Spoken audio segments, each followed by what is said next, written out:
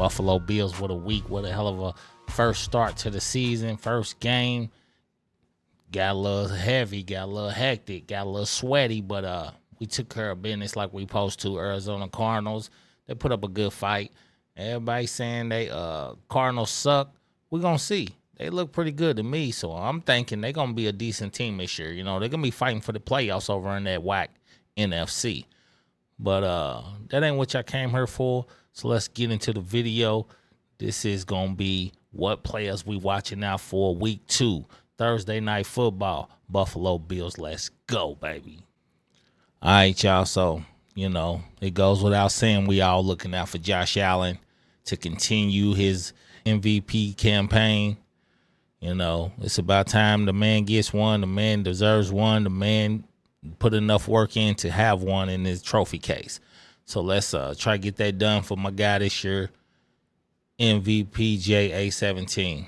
So, you know, that goes without saying. We all looking out to see if he can continue his superhuman abilities, you know, 2 throwing touchdowns, 2 running touchdowns. This week 2, quick turnaround Thursday night football. I'm looking for him to get, you know, 3 passing touchdowns and, you know, 1 to 2 running touchdowns. You know, let's go ahead and get you 9 touchdowns on the season. You know what I'm saying? That's what I'm looking for. And that's what I want to see.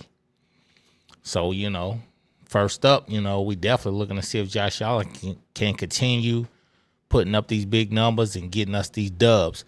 We already know is if you're a Bill fan like I'm a Bill fan, we already know we about to beat the Dolphins. So it ain't even about, you know what I'm saying, are we going to win or lose? It's about let's get these numbers. Who we trying to, you know, have and look and watch do big things and grow as a player.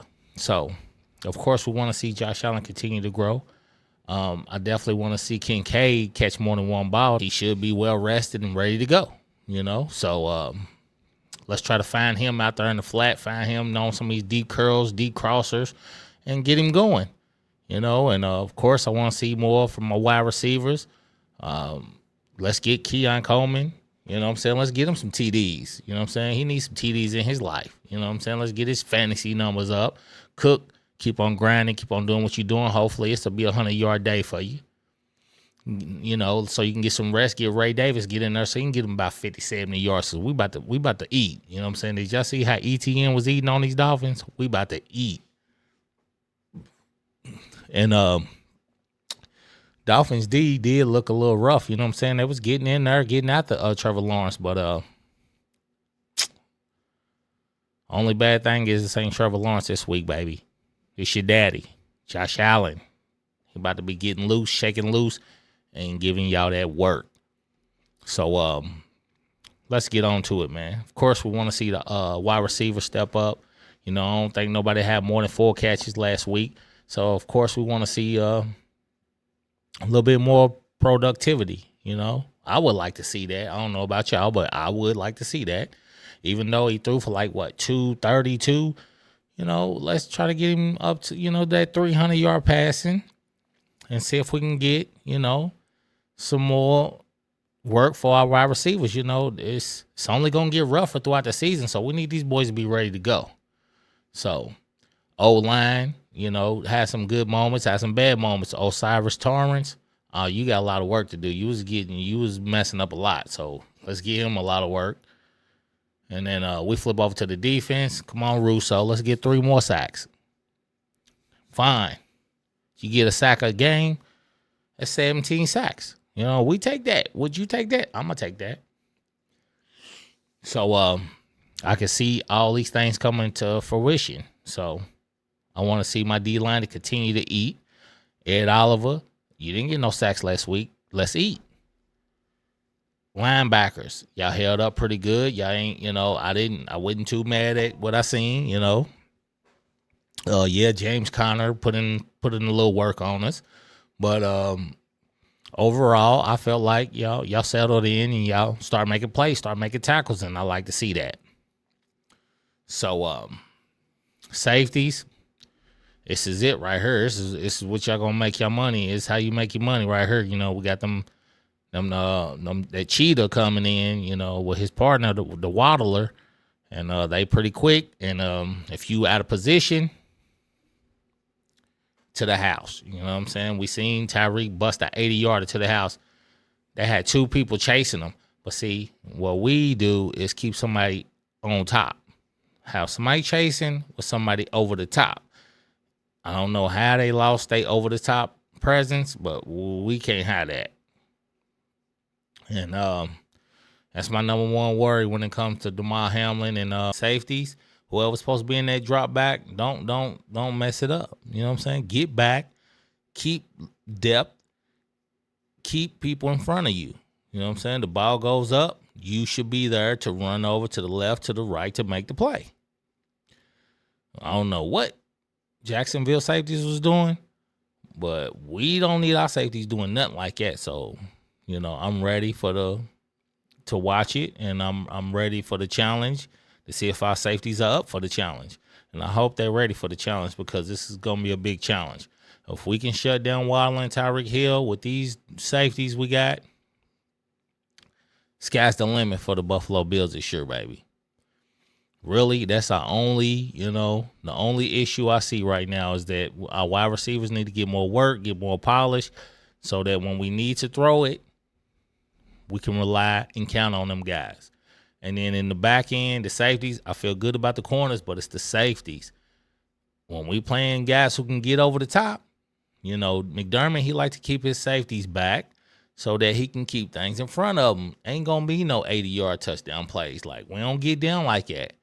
We ain't got down like that in a long time, So, Taylor Rapp, I'm going to need y'all to get depth. I'm going to need y'all to stay back. I'm going to need y'all to make sure we don't get hit with no 75, 80, 60-yard, 50-yard TDs. That can't happen. Now, if you back her and you jump and y'all both try to stop the play and he still catch it, okay, I can live with that. But if he throws it and ain't nobody back her, I'm sick. And I'm mad. And I'm ready for you to come out. I'm ready for you to get released. Because you ain't doing what Poirier and Hyde used to do. Now, I ain't saying you need to be Poirier and Hyde, but if you just play the game plan that they played, I'm sure that's the game plan. Keep things in front of you. Stay back. Ain't no reason for my safeties to be biting on the hand fakes or nothing like that. Stay back. If you see he's running, now come up, try to make a tackle. We can't get burned with the play action. We can't get burnt over the top. That's unacceptable in this system. I ain't going for it. Unfortunately, looks like slot corner. Our slot corner, Tyron Johnson, look like he gonna be out this game. That sucks big time. But Lewis stepped up big time. Lewis and Ingram, I like what I seen out of them boys. Like, at the end of the day, when it comes down to it, we all have questions about these picks that McDermott and Bean have and these players that's on the roster. But when you see them get in the game, it looks like they know what they're doing. They know how to pick football players. They know how to pick guys who going to fit into their system. It ain't been too many picks they had where we was like, man, this dude is no good, and they got rid of him. It's been a few, but it's not a lot. Most guys they bring on to the team, whether they stay on the practice squad, whether they starting from day one, whether they need to sit on the bench for a year and then they finally get their shot. What these guys be looking like they're ready to go.